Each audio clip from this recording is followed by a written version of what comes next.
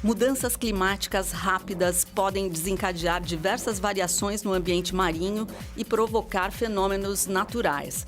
No final de semana de 11 de agosto, uma forte ressaca fez a Defesa Civil de Santa Catarina emitir alertas para mar agitado em vários pontos do estado. Em Florianópolis, um barco afundou e o canal de acesso aos portos de Itajaí e Navegantes foram fechados. Bom, para entender um pouco melhor sobre estes fenômenos, fique com a gente no Viva Voz de hoje, que está no ar pela rádio e também pela TV Univale. Hoje quem está comigo é a acadêmica de jornalismo Nicole Zanon. Oi, Nicole. Oi, Elisa, boa tarde. Boa tarde também para você que acompanha o Viva Voz na rádio Univale FM e também pela TV Univale. Lembrando sempre que você também pode participar do nosso programa através das nossas redes sociais. No Instagram, @VivaVozUnivale, e também curtir a nossa página no Facebook, facebook.com/VivaVozUnivale.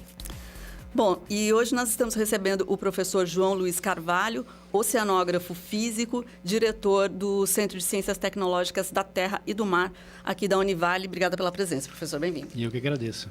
Boa tarde a todos. Bom, eu acho que esse momento aí, esse final de semana, foi entre 11 e 14 de agosto, ficou bem marcante para quem mora aqui no litoral de Santa Catarina, né, professor? Então, a gente resolveu entender um pouquinho melhor o que aconteceu ali. Então, foi uma ressaca forte, atingiu vários pontos, fechou o canal do Porto, enfim, várias coisas aconteceram por conta desse mar diferente que aconteceu nesse período, né? Afinal, o que aconteceu, professor, do ponto de vista científico? Explica melhor para a gente o que foi isso. Tá bom. Bom, os modelos de previsão meteorológica eles já previam um grande centro de alta pressão localizado no sul do Atlântico Sul, que migraria para o norte gradativamente. Quer dizer, esse centro de alta pressão ele gerava vórtices anticiclônicos, ventos muito fortes, na verdade, que num primeiro momento gerou ondas muito grandes, né? Então essas ondas é que entraram como sendo uma ressaca.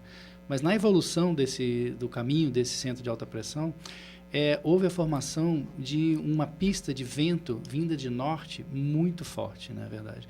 E o que não é tão comum assim. Mas essa pista de vento que era muito forte gerou ventos de norte, e esses ventos de norte eles têm uma característica de fazer o nível do mar baixar. Então nós tivemos a superposição de dois efeitos aí. Por sorte nossa, esses efeitos eram de ondas grandes, mas com o nível do mar baixo. Então, sorte nossa por quê? Porque se fosse o contrário, que geralmente é o comum, nível do mar alto e ondas grandes, normalmente o efeito destrutivo dessas ondas no litoral acaba sendo muito maior. Nós, de certa forma, fomos protegidos por esse nível do mar mais baixo, o que podemos dizer assim que aumenta o tamanho da praia. E a função da praia é proteger o ambiente costeiro dessas ondas.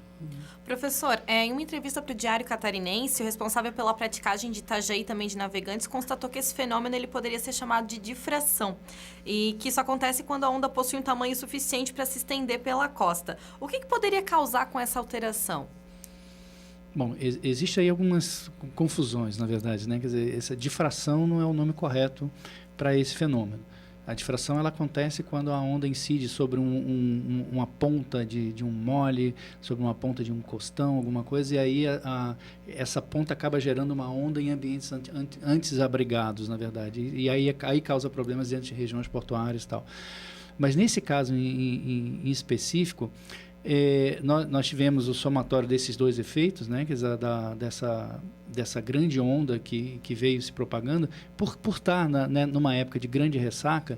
As pessoas até chamaram isso de tsunami, né? Foi bem comum isso, as pessoas falando, porque realmente lembrava, né? Quando você tem as ondas e de repente o mar recua, né, lembra o tsunami, mas na verdade são fenômenos totalmente distintos em escala de tempos distintas, né? Essa oscilação do nível do mar que a gente tem causada por fenômenos meteorológicos é uma oscilação normal, acontece toda semana. Então essa redução do nível do mar que a gente observou é um efeito normal, mas só que foi muito extremo. Então foi muito intenso e causado por um vento muito forte que a gente observou. Então a normalidade está na intensidade do fenômeno. Mas não houve um recuo rápido do nível do mar. Então, a gente não tem nada a ver com tsunami.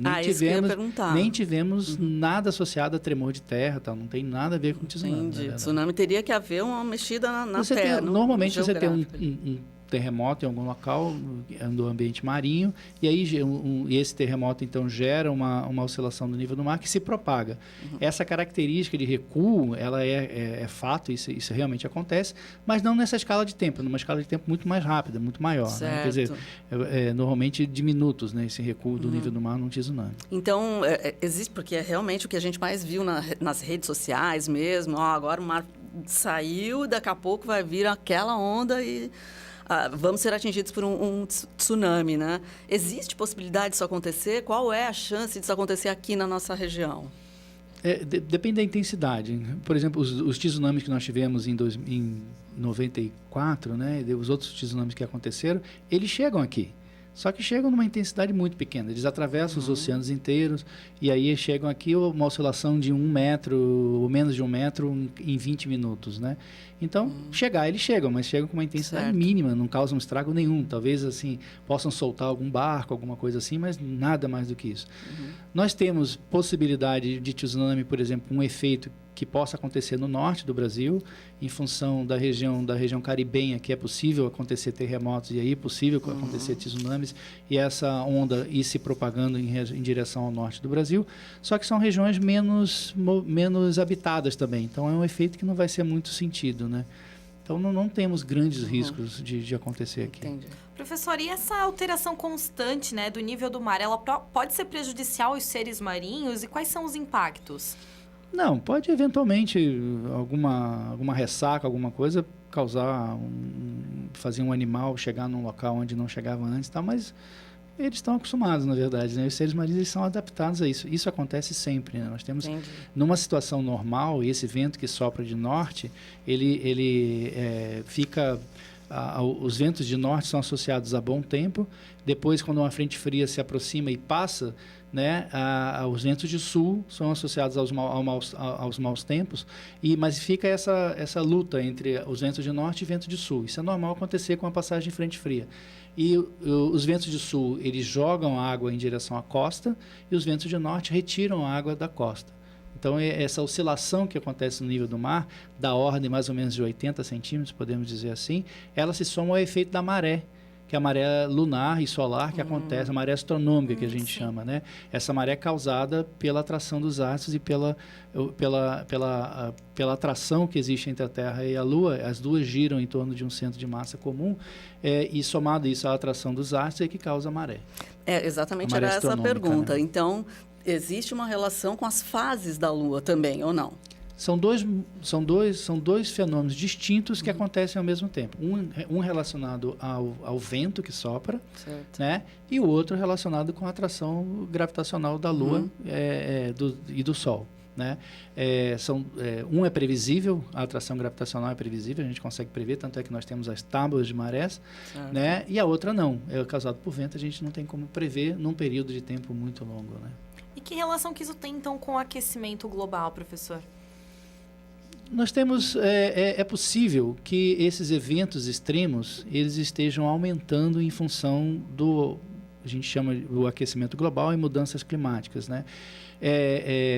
Estamos observando que mais eventos extremos estão acontecendo, como secas mais acirradas, chuvas mais intensas, ondas maiores, né?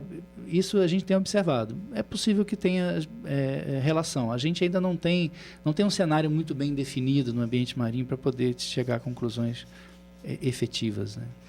Tá certo. Agora, além desse fenômeno incomum, né, que foi esse recuo do mar muito forte, enfim, nós também estamos percebendo um avanço do mar, né? Inclusive invadindo ruas aqui na região. Isso tudo faz parte do mesmo fenômeno? Então, Balneário Camboriú, de vez em quando, a Avenida Atlântica está cheia de água.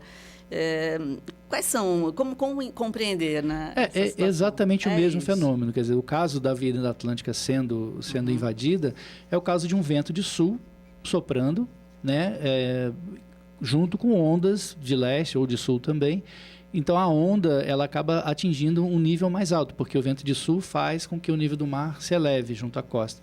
A onda que antes batia 1 metro mais abaixo, ela passa a bater 1 metro mais acima. E aí, então, essa onda pode invadir a rua, e a gente tem observado isso cada vez mais. É por isso que eu falo, os eventos extremos estão indicando que tem aumentado esse fenômeno.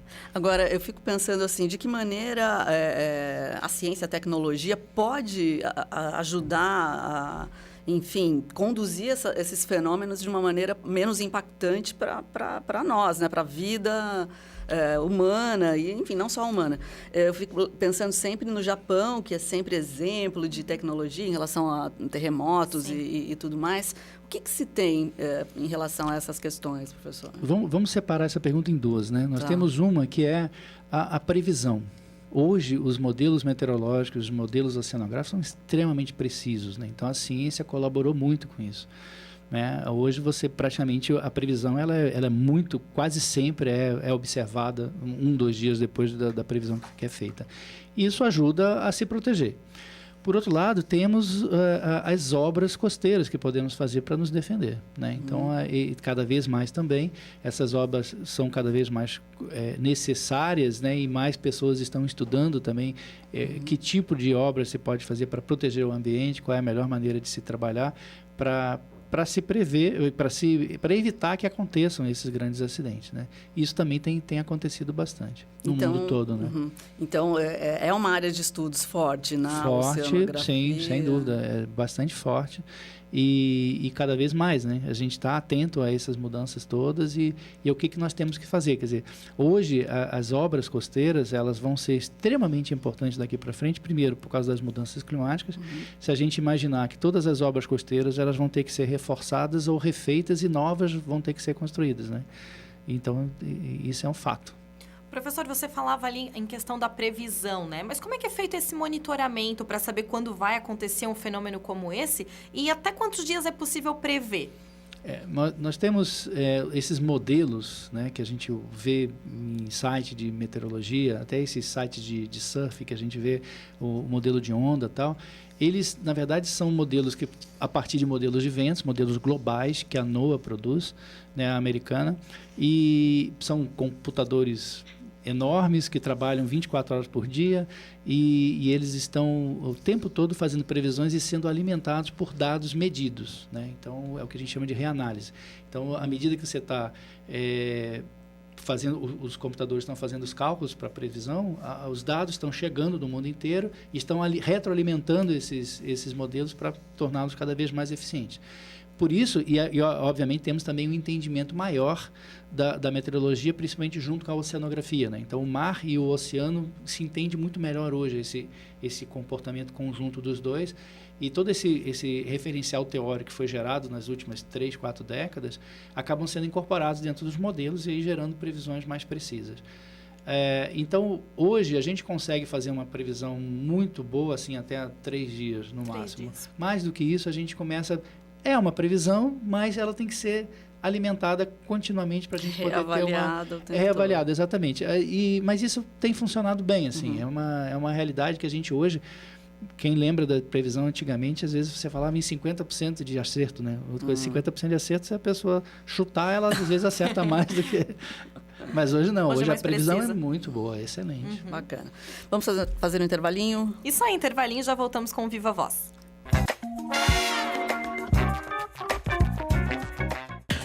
Estamos de volta com Viva Voz. Hoje no programa a gente está recebendo o professor João Luiz Carvalho, que é diretor do Centro de Ciências Tecnológicas da Terra e do Mar aqui da Univale. E nós estamos falando sobre fenômenos marinhos. Bom, professor, a gente falava sobre as mudanças climáticas, né? E eu acho que um outro elemento que entra aí nessa equação é a questão do derretimento da calota polar, né? Então, isso está sendo medido e um iceberg outro dia saiu flutuando, enfim, são vários fatos que a gente está observando, né? Como isso entra nessa observação desses fenômenos, de que forma isso pode ampliar a dimensão desses fenômenos, né? Nós temos vários fatores envolvidos nesse caso, né? Mas vamos simplificar alguns aqui, né?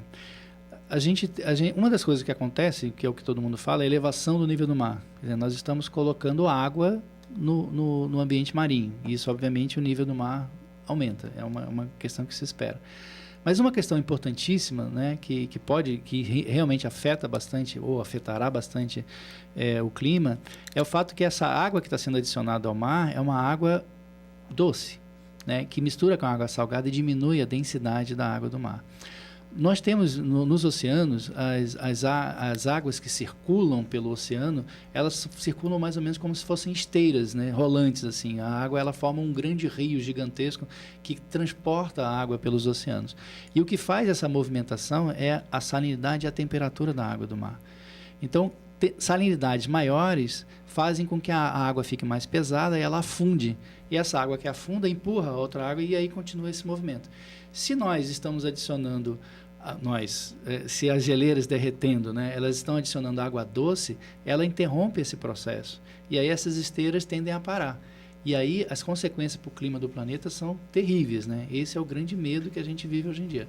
Existem várias teorias, filmes até feitos, aquele O Dia Depois de Amanhã, um filme catastrófico que fala exatamente sobre esse assunto. Sim. E a gente espera ainda não observamos, né? Mas é possível que isso venha a acontecer, sim.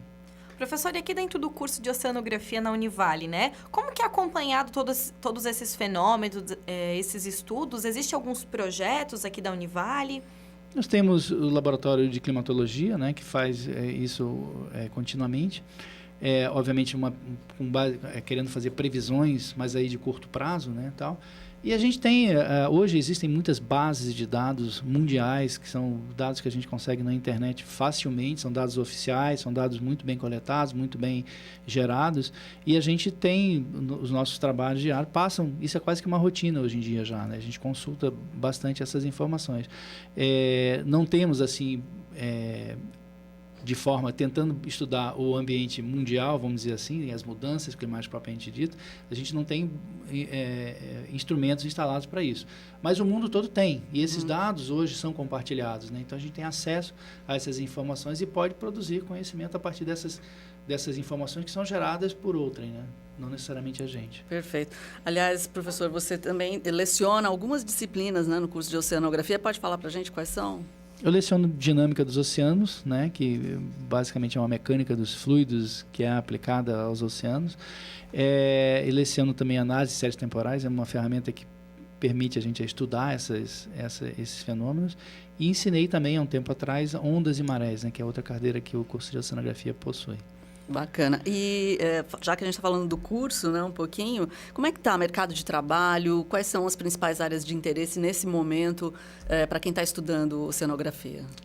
A oceanografia é uma área que sempre teve um bom mercado de trabalho. Nós vivemos agora um momento particular da história do Brasil que está ruim para todo mundo, na verdade. Então, o oceanógrafo ele é um profissional que está intimamente relacionado com a indústria do petróleo. Então, nós somos o profissional que faz a investigação do petróleo, que faz o apoio à operação de petróleo, tem uma grande empregabilidade nessa área. Hoje nós vivemos uma crise, né, todo mundo sabe, e nós estamos sentindo da mesma maneira. Mas, ao mesmo tempo, a gente está esperançoso de que essa crise vai passar logo e a gente vai novamente recuperar esse espaço. E isso é uma questão interessante, né? Porque sempre quando fala no profissional oceanógrafo, sempre está associado mais àquelas questões de conservação, né? Vamos proteger as baleias, vamos proteger tudo e tal. Não só a gente trabalha nisso, né? Certo. Obviamente, quando você coloca uma plataforma de petróleo no mar, você precisa conhecer a onda que aquela plataforma vai sofrer, as correntes que ela tá sujeita, e tudo isso tem que gerar um número que o engenheiro tem que usar para projetar essa estrutura toda. E é aí que a gente entra, né? Nós geramos essas informações para eles. Professor, voltando um pouquinho à questão ali das mudanças no mar e tudo mais, nós falamos bastante no primeiro bloco até sobre a questão da ressaca, né? E aqui voltando para a nossa região, principalmente Itajaí, que é uma cidade pesqueira, de que forma que essas mudanças elas podem prejudicar a atividade pesqueira? Bom, primeiro dificulta o barco a navegar, né? A gente toda ressaca, não tem uma ressaca grande que não tenha afundado um barco aí nos últimos anos, né? Então esse é um problema sério. Obviamente, os barcos, né, e os pescadores, eles têm que estar atentos aos avisos meteorológicos que são dados, hoje com mais precisão. Então hoje o barco não precisa mais se arriscar a ir para o mar sabendo que vem uma tempestade grande. Então, ele pode esperar. Obviamente, ele vai ter um prejuízo porque ele não está pescando, ele está esperando, ele está perdendo dinheiro, né? Isso é fato, né? A atividade portuária também, por vezes, fica parada, né? Porque o barco não pode entrar. Mas isso acontece. Não é uma questão da vontade de ninguém. Acontece, a gente vai ter que conviver com isso. Não tem como evitar, né? Tá certo. Agora, falando na economia em geral, né, que outros setores podem ser prejudicados com esse tipo de fenômeno? A gente, lógico, a pesca parece mais evidente, A pesca, o setor portuário, né, sem dúvida, né? Nós temos a própria navegação, não falando somente no portuário, mas na navegação propriamente dita, pode causar acidentes, né? A gente teve nessa mesma época um navio soltou alguns contêineres no Porto de Santos, tiveram que parar a operação no Porto de Santos porque era perigoso o navio os outros barcos navegarem com um contêiner na água, né? Esse é um problema sério hoje em dia, né? Porque é comum, vamos dizer comum, não é desejável, mas acontece de contêineres caírem na água, né? E o contêiner não afunda de imediato, ele fica boiando um tempo e aí um barco à vela pode bater, um barco de passeio ou um barco menor pode bater e afundar, né? Porque ele vai fazer um rombo no barco, no casco e vai afundar. Tudo isso está relacionado com isso. E todo o atraso que isso gera, né? Quer dizer, a gente imagina uma cadeia produtiva que depende de um insumo e não pode chegar a esse insumo porque o mar está bravo. Aí vai atrasar, toda a atividade fica afetada com isso. Já que a gente está falando, né, de alguns acidentes, não vou deixar de mencionar 2 acidentes que aconteceram agora há pouco, né? Um no sul da Bahia, né? Sim. E o outro no Pará. Duas barcas, né? Eles usam esse termo, né? Viraram e muita gente morreu por causa desses acidentes. Eu sei que não é o foco principal, mas, enfim, profissionais envolvidos com o mar, com certeza têm uma visão mais específica sobre isso. Qual a sua opinião? O que aconteceu ali, professor? Bom, nos 2 casos a gente tinha indícios de superlotação nas embarcações, né? Esse é quando acontece um acidente, sempre está associado a algum erro, né? Um erro de gestão, às vezes uma ganância, uma coisa. Infelizmente isso acontece, né? A gente tem formas de coibir isso, mas de vez em quando falha, né? Eu acho que todo mundo é responsável, né? Quer dizer, o dono do barco, a fiscalização, a própria pessoa que viajou no barco, ele está vendo que tá cheio de gente e tal. Existe uma responsabilidade para todo mundo, né? Eu acho que a gente o brasileiro tem que aprender, eu acho que a gente está aprendendo isso, né? Lei existe, regra existe, que é para o bem de todos, né? A gente tem que aprender isso. Não tem Eu ouvi jeito. um relato de um rapaz que estava dentro do barco, acho que na Bahia, disse que o que aconteceu é que todos foram para o mesmo lado do barco para evitar chuva. Isso pode ser evitado e aí, por causa disso, o barco tombou. O barco deveria... porque se todos foram para o mesmo lado, quer dizer, alguma coisa estava incomodando. Ele deveria se proteger disso, né? Não é a primeira vez que chove lá, né, tal. E mesmo assim, o barco é feito para aguentar isso, na verdade, né? Então, quer dizer, se muita gente foi para o mesmo lado, é porque tinha gente demais no barco, né? E isso acontece. E, assim, nós tivemos aqui uma outra ressaca também, há um tempo atrás, também, um barco, ele transportava... aço, né? E também tombaram para o mesmo lado e o barco virou e aí causou um problema também. Acidentes acontecem, né? Só que a gente tem que evitar esses acidentes. A gente tem que prever que eles podem acontecer e tentar evitar. Professor, já está indo para o finalzinho do programa, mas para a gente fazer um apanhado geral, então, quando acontecem fenômenos climáticos como esse, né, que acaba prejudicando tanto as pessoas que trabalham no mar, quanto as que moram aos arredores, quais são os principais cuidados que a população deve tomar? Primeira coisa, previsão. Temos boas previsões, devemos usar. Não podemos ir para o ambiente, né, sabendo que vai vir uma ressaca forte e tal. Não dá para se aventurar. Entende? Hoje não dá, a gente tem condição de evitar isso.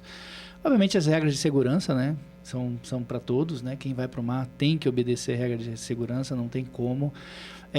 Salva a vida, né? Isso é importantíssimo, porque está lá para ser usado. As pessoas têm que aprender a lidar com... Tem que ter uma cultura de prevenção. Às vezes o brasileiro ele não tem muito isso, né? Ele não tem essa cultura de prevenção, saber que acidente pode acontecer e ele tem que estar preparado para isso. Pois é, esperamos que o brasileiro em geral, esteja aprendendo muitas coisas nesse momento, né, professor? Obrigada, a gente agradece a sua participação. Nós conversamos com o professor João Luiz Carvalho, oceanógrafo físico, diretor do Centro de Ciências Tecnológicas da Terra e do Mar aqui da Univale. Eu que agradeço. Obrigada, professor, e muito obrigada a você que acompanhou o Viva Voz hoje e até o próximo programa.